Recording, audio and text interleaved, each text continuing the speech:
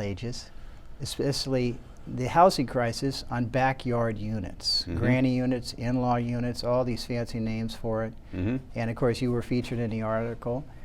Can you give us a little taste? I know you just finished one in Mm-hmm. Los Gatos, right? Correct. Can you give us a little input about what you're seeing out there in the field today? Yeah, so the impetus behind it is a lack or shortage of housing in the Bay Area and the greater area around Yep. here, and so recognizing that all jurisdictions, it's coming really from the state down, and even funding from federal sources for state, county, and local municipalities having a shortage of housing, it's just rampant. So what the answer that's being thrown out, drummed up, and spoken about are the loosening of standards for allowing these secondary dwellings in backyards. So Yep. you may have a client who has a large backyard, they want to add a secondary unit, and they're going to command a very nice price for a monthly rental on that. However, the cost and the jurisdictional requirements really haven't loosened. They may insinuate that, and they may say it's going to be easier to obtain it, which we haven't seen that. However, it's feasible. Yeah. What I see is basically a lot of lip service, for lack of a better word. It's just not happening, meaning that the jurisdictions still have a slew of requirements that you have to meet and come in line with to be able to build the secondary dwelling. So that's what the terminology, paperwork. Correct. Red tape. Correct. You can't fight City Hall.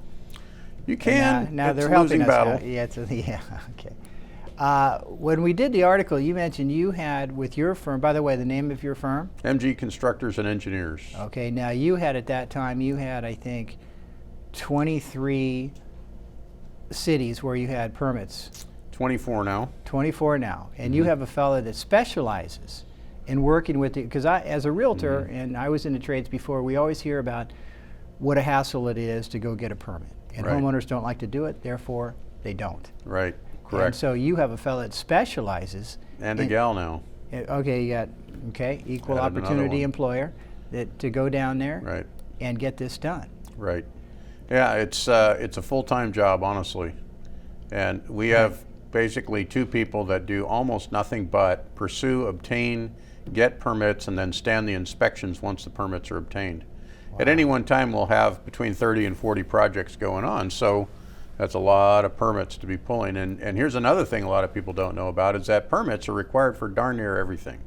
Right. So, for example, let's say you want to remove and replace your fence on your property. There's a permit required for that.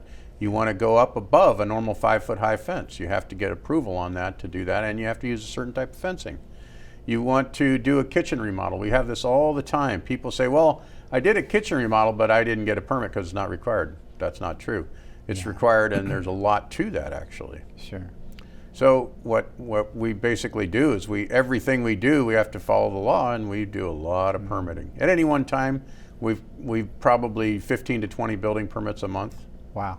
Yeah. Now, is a company policy? Because I know a lot of homeowners say, or a lot of contractors will say, here's the price with a permit, here's the price without a permit, or you could go get the permit, Mr. Homeowner, Mrs. Homeowner, or we don't get a permit at all, and we just do the work. Mm-hmm. Well, there's all this menu of how we get paid. Right. Well, that's obviously made up by whoever's making that proposal. Correct, A lot right. of building contractors, they just don't want to deal with it because it's a time intensive, and certainly when you're dealing with a design component behind that, which is going to require an architectural or a design drawing, and then oftentimes you have many subcomponents to that. So you're going to have a Title 24 energy calculation sheet, which is going to deal with the current energy requirements for building. And then you're going to have structural design drawings, which are what we specialize in do. And then you're going to have subcomponents of that, oftentimes landscape drawings and things of that nature. All those are separate entities that do that oftentimes, electrical engineers, Wow. mechanical engineers, and all that. Okay. Another one's fire sprinklers, too. Now fire sprinklers are every bit a part of residential on the large scale side for sure, because it's required. Now, you had mentioned when I was researching for the article on backyard units, in-law quarters, granny units, that you came across, you were hired to clean up, so to speak, a non-permitted in-law quarters. And in doing so, you went to the city, whatnot, and it triggered to put in sprinklers throughout the building, Mm-hmm. right? Yeah. So let's speak about detached and attached. Mm-hmm. For instance, if somebody wants to put in-law quarters, or let's say a backyard home in the far back, Mm-hmm. what is from ground zero? You talked about all those different tradesmen and titles, Mm-hmm. the engineering, the landscaper, the designer, Mm-hmm. architect. Can you run that down off the top of your head? Absolutely. Well, first of all, you talked about detached versus attached. So, Yeah. for example, my property, the one that I live in, it's 2.4 acres. Well, if you're under 2.5 acres in Santa Clara County, you can add a secondary dwelling, but it has to be attached contiguously to the existing structure. If it's over 2.5 acres and under something like 5 acres, and I don't know the exact numbers on that, then it can be detached and up to 1,000 square feet or so. And then if it's a larger lot, you can have it completely detached and a larger square foot unit. However, you have to go by the jurisdictional requirements, whether it's detached or attached. Mm-hmm. So there is even a requirement for that. Once you qualify and figure out what you have to do, then you can go through that series of drawings and you know, there's a site plan, which is site civil. There's going to be a survey showing where the existing property line is, and oftentimes a topography map showing the contours of the lot. Plus you have your civil drainage where all the rainwater is going to go. And then once you get that, you have an architectural drawing showing what it's going to look like from the sides, called an elevation view, from the top, which is a bird's eye or plan view. And then you often have a demolition plan or a site demolition plan, and then you have your construction, and then that has your structural engineering and all that. Translation, none of these requirements have been eased to facilitate the secondary dwelling. And therein lies why you ask that question. You know, is this really being made easier to Joe and Mary homeowner? And the answer is no. Wow. So I guess really what's happening is the laws that are coming down, they're easing in terms of the restriction. Like for instance, in the suburbs, we don't have 2.5 acres. We have 6,000 square feet, or 8,000 or 8,500 square feet. So now the cities are getting down to allowing a backyard unit in those cities. Right.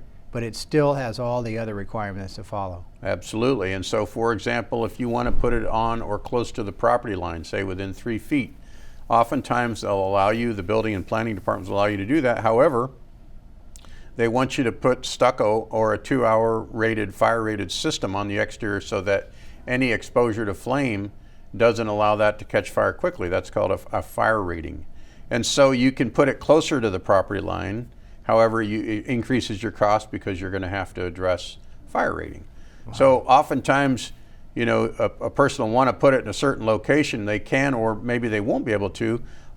For example, if you have to get a vehicle in behind it, you know, so a lot of times fire access has to be maintained. So they have to maintain a certain easement from the property line, which all these things come about. And this is why Joe and Mary homeowner don't want to go and address this. And that's why oftentimes we get called in, Pat, because a lot of times people attack it on their own, and they'll either get caught and they'll get a red tag saying stop construction and come down, or they'll do it and they'll make all these mistakes when they do it, and then it has to be cleaned up later when you go to sell it, and you know, and you want to sell it with all the proper bells and whistles in place. Now that's part of the research I did for the article, is that our MLS, our multiple listing service, a lot of them are changing to allow a search category looking for an in-law quarters. So we know it's coming. It's just, it seems it's going to be a slow train on that note.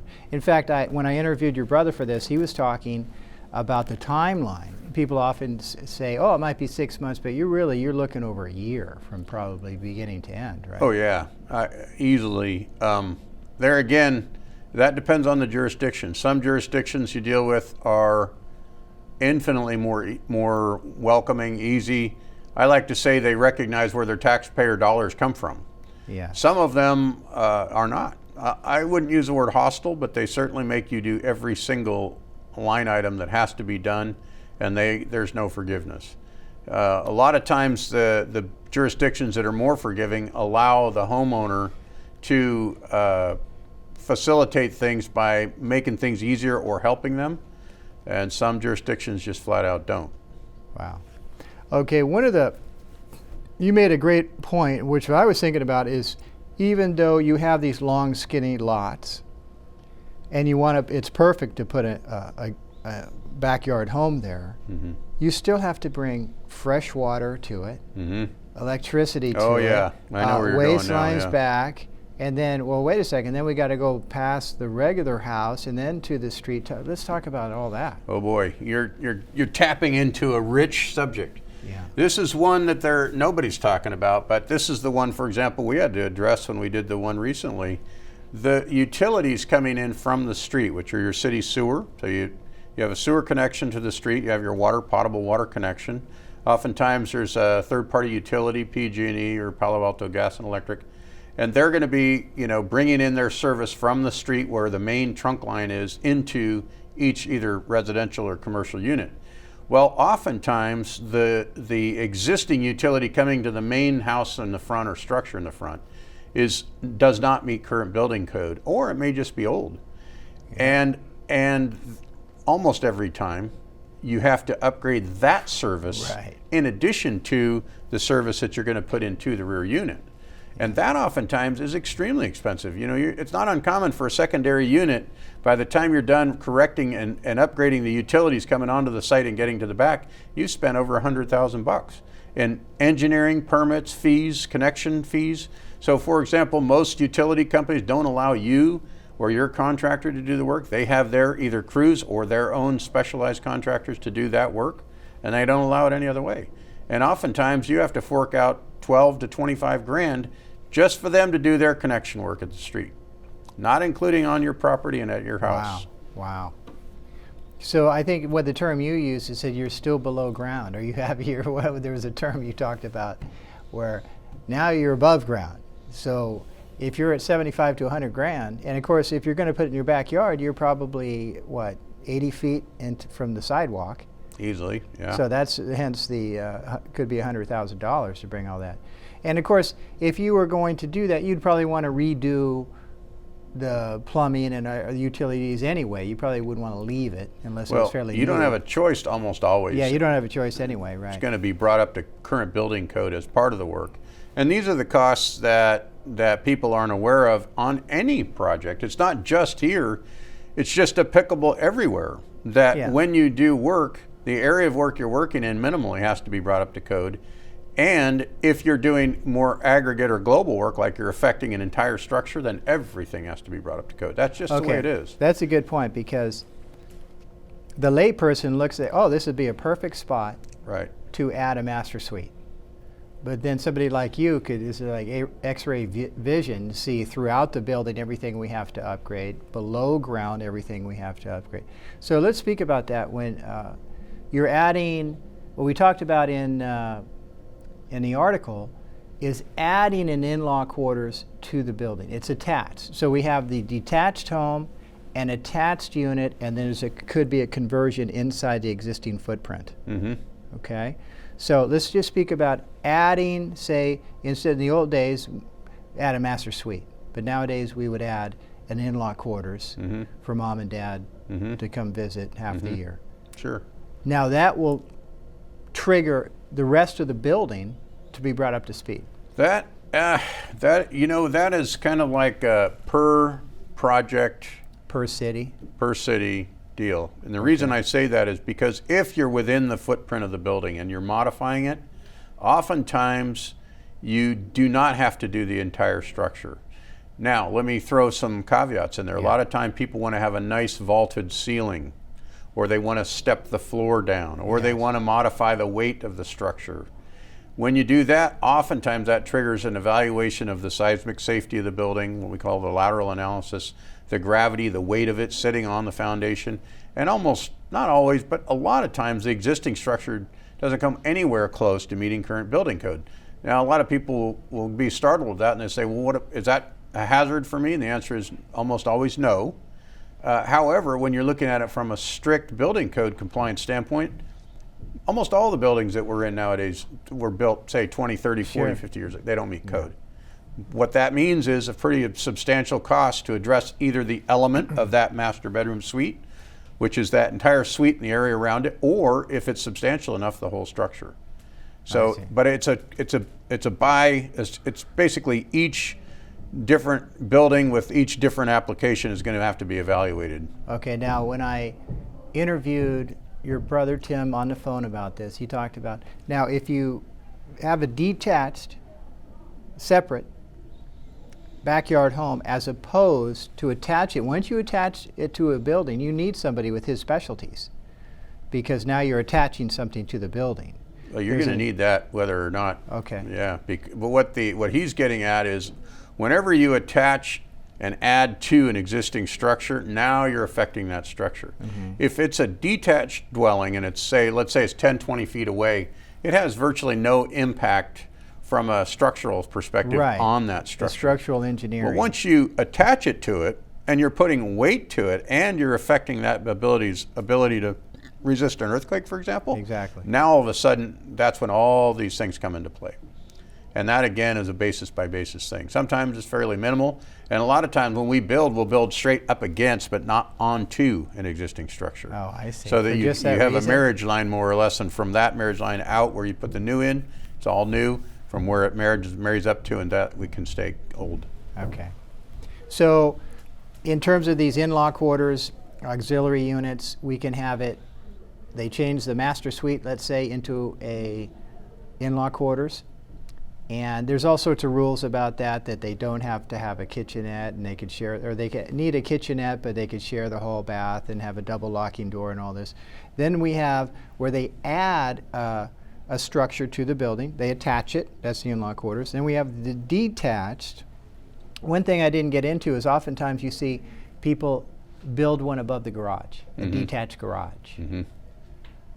Now, what about the tradespeople involved in that? That's going to be a real big deal. Yeah, absolutely. You're going to affect everything. The other thing, too, that we haven't talked about is a lot of times when you're adding weight, you have to evaluate the soils. So oftentimes the jurisdictions will require you, particularly where you're modifying the foundation substantially to handle the additional weight of a second story, the bathroom, the bathtub, and all these weight-bearing items. Now all of a sudden you have to verify if the soil oftentimes can handle that load or what it can handle, so you can design to that. So oftentimes before we can, like you say, put a shovel in the ground, excuse me, we'll have to do a soils evaluation, and that starts usually around $5,500 and goes up from there, just for the evaluation. Wow. Now, is that every city is going to require that? No, some jurisdictions do not, and it depends on the application and it depends on what you're doing. But I always tell people, plan for the worst and hope for the best. Okay. That reminds me, in the past interviews, you talked about when you give a bid, you never know really how it's going to play out. You always talk about allow, for instance, for this backyard home, to allow an extra 15%. Plus or minus, you bet. Plus or minus, okay, depending on the jurisdiction and what you want to do. Absolutely, yeah. Going into a project and having a real tight purse and saying, I know it's going to be exactly this is a fatal mistake right out of the gate, simply because you just don't know not only what is going to be the final outcome with the city. For example, today we have a commercial building in downtown Palo Alto that we had a approval on a spiral stairwell, and they had a change in the city building department, and a different reviewer looked at it and said, no, we're not going to allow that. When we've already got the design done, we've got the stairwell being manufactured down in Southern California to be shipped in 2 weeks, and that we go back in with a final design with all the engineering and attached information that's required, a different reviewer looks at it and says, no, we're not going to allow that.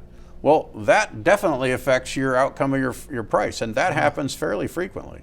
Not necessarily that where you have a change in the guard, which is the situation here, but let's say, for example, that you run into some damage in the structure. You start pulling the siding off where you're going to marry your existing cottage up to, or your dwelling up to, and you find a bunch of termite damage. That happens all the time. Oh, sure. That's anything like that. We hear a lot about that. Then the other part, in terms of you have a great name for foundations and drainage. That has to be something that is addressed too, because most of the, you talked about rainwater. Now, don't you have to address rainwater? You just can't have it flow off to the street anymore? Well, on a smaller application like this, it's relatively simple. The answer is code gives what we call prescriptive requirements.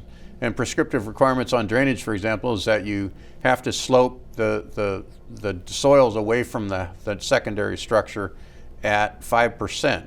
So in 10 feet, you have plus or minus 6 inches of slope to allow the rainwater to drain away from the structure.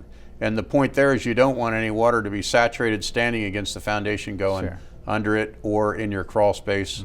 And there you could have other issues related to that. I see. Now, in terms of the foundation on these backyard units, are they typically going to be on a slab? Are you going to do post and pier, or? You can do either, and that's really going to be up to the design and the budget, and they're both good. They both are unique, ubiquitously applied, meaning that you can get either or.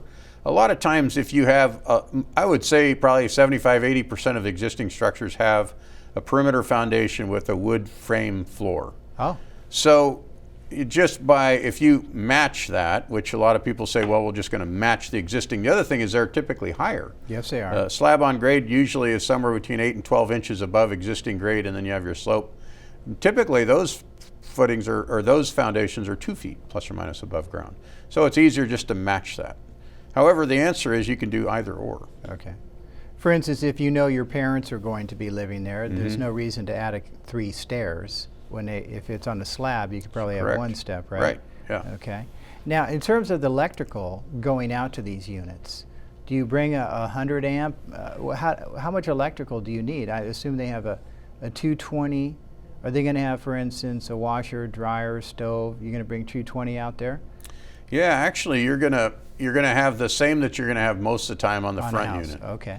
The panel size almost always on the main unit is 200 amps, and on the rear unit it's usually 100. Got it. Your just demand is less because it's usually a smaller unit, and that size, by the way, is typically constrained by the building department in that jurisdiction. They will allow you to have up to 1,000 square feet, 900 square feet, 1,200 square feet, and then that's it. Well, that's not a lot of space, so you're not going to need a huge demand for power. The other thing is you're probably only going to need 1 outlet for your, say, your laundry or maybe a stove with the 220, and the rest of it's all going to be standard. Do you see gas lines going out to these? Almost always. Almost always. Yeah. Okay. So gas is going to be used for cooking and heating? Yeah, it's much more efficient for the most part as a general term, although there's a lot of electrical now upgrades in technology that are making it more competitive with gas. And the other thing is too, we're going to see a lot more battery and solar and wind applications where it's packaged basically. So you're going to have these standalone kind of off the grid type of a building. And those are all coming more and more into play as either part of the power and or part of the whatever they're using. Gas is almost always, though, very competitive from a use standpoint for the occupant. Right. So it's popular. But you still have to bring the gas line out. You so betcha. You're going to see that for a while. You betcha. Right. Now, in terms of the unit, the article that really prompted this, and the publisher of Active Over 50 magazine was speaking about this same articles, is they were talking about throughout the state that we would see these back units, as low as 10,000 to 50,000. But the Garrison brothers shook their head on that one. They said that's No just way. not happening. Certainly not here. Yeah. No way.